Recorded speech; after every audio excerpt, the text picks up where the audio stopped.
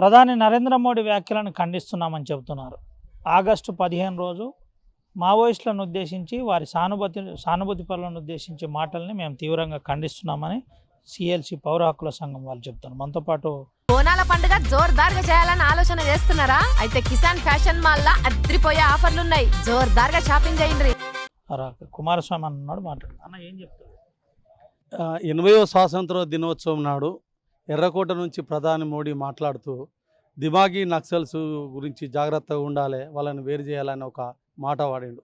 కగారు నేపథ్యంలో మేము అణిచివేసినామని ఇంకొక మాట చెప్తూ ఈ మాట మాట్లాడు.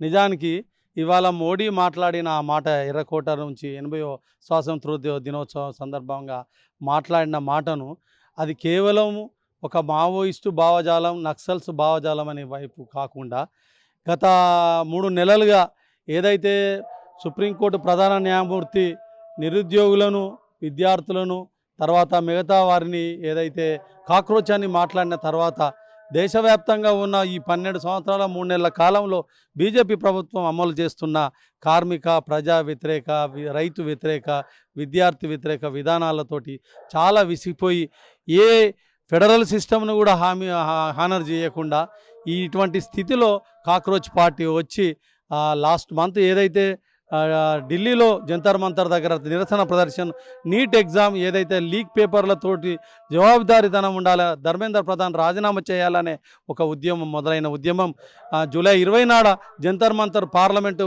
వర్షాకాల సమావేశం మొదటి రోజున తమ నిరసనను ప్రొటెస్ట్ పెడితే ఆ ప్రొటెస్ట్ మీద చేసిన దాడి, దుర్మార్గమైన దాడి ఏదైతే గత 12 ఏళ్ళుగా అణచివేత ఏదైతే రాజ్యాంగ వ్యతిరేక విధానాలు అమలు చేస్తుందో అట్లాంటి క్రూర నిర్బంధాన్ని వ్యతిరేకించిన విద్యార్థులు, ప్రతిపక్షాలు, ప్రజా సంఘాలు, మేధావులు వచ్చిన నిరసనతోటి ధర్మేంద్ర ప్రధాన్ రాజీనామా చేసిండు. నిజానికి ఆ ఉద్యమంలో పాల్గొన్న వాళ్ళ విద్యార్థులు, వామపక్ష విద్యార్థులే కాకుండా యువత కాకుండా బీజేపీకి సంబంధించిన మంత్రులు, ఎంపీల పిల్లలు కూడా ఉన్నారు.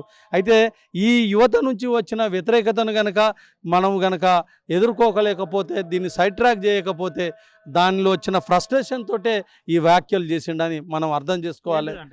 ఈ చర్చ మీద మేధావుల్లో ఏం చర్చ జరుగుతుంది, ముఖ్యంగా పౌర హక్కు సంఘంలో ఏం చర్చ?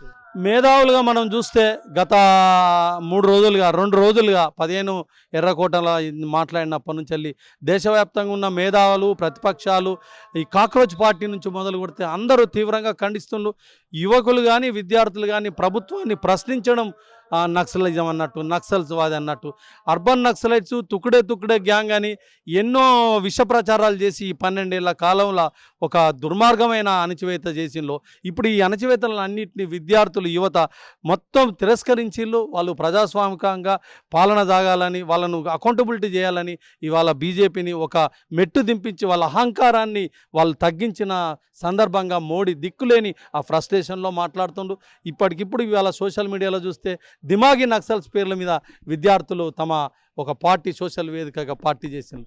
ఆనాడు కాక్రోచ్ పార్టీ వస్తే 24 గంటలు 40 గంటల లోపల 2 కోట్ల పైచిలకు వాళ్ళందరూ ఆన్లైన్లో ర్యాలీ అయిండ్రు. అంటే ఇవాళ దేశవ్యాప్తంగా యువత, విద్యార్థులు ఈ బీజేపీ పాలన కార్పొరేట్ అనుకూల, ప్రజలకు వ్యతిరేకంగా, రైతులకు వ్యతిరేకంగా ఏదైతే పాలన చేస్తుందో 4 లేబర్ కోడ్లు తెచ్చి, కార్మిక చట్టాలను తెచ్చి, ప్రజలను విడదీసి విద్వేషాలు, మత విద్వేషాలు ప్రజల మధ్యలో చేస్తున్న వాటిని ఇవాళ విద్యార్థులు వాళ్ళు ఎదుర్కోవడమే కాకుండా మొత్తం ఇవాళ నిన్న హైదరాబాద్కు నేహా బ్రోహా ఏఎస్ఐ జాతీయ అధ్యక్షురాలు వచ్చి మాట్లాడింది. అవును, మేము దిమాగీ నక్సల్స్మే అని వాళ్ళు స్వీకరిస్తాను. మేము నక్సల్స్మే, ప్రశ్నిస్తాం, ఎదిరిస్తాం, మీ అకౌంటబిలిటీని అడుగుతామని చెప్పేసి మాట్లాడతారు. కాబట్టి ఇవాళ మోడీ కాదు, బీజేపీ పార్టీ తమ విధానాలు ఏదైతే మతతత్వ విధానాలు, కార్పొరేట్ అనుకునే విధానాలకు ఒక చెంపపెట్టు ఈ విద్యార్థులు గత 2 నెలలుగా సాగించిన ఉద్యమ నేపథ్యమే దాన్ని కుట్రతోటి దిమాగి నక్సల్స్ అన్నారని మేధావులు, ప్రజా సంఘాలు అందరూ భావిస్తుండ్రు. మేము కూడా పౌర హక్కుల సంఘంగా ఆ వ్యాఖ్యలను తీవ్రంగా ఖండిస్తున్నాం. బీజేపీ తన పాలనలు ఏదైతే అణచివేత విధానాలు ఏదైతే కొనసాగించిందో వాటికి ఇప్పుడు అంతిమ గీతం విద్యార్థులు పాడుతుందని మేము తెలియజేస్తున్నాం. ఇది పరిస్థితి. విద్యార్థులే బీజేపీ పాలనకు వ్యతిరేకంగా గతంలో పోరాటం చేసినారు. దానికి ఎర్రకోటపై 15 ఆగస్టున ప్రధానమంత్రి అలా మాట్లాడాన్ని మేము వ్యతిరేకిస్తున్నాం. పౌర హక్కుల సంఘం చెప్పిన దాన్ని తీవ్రంగా ఖండిస్తుందని చెబుతున్నాం.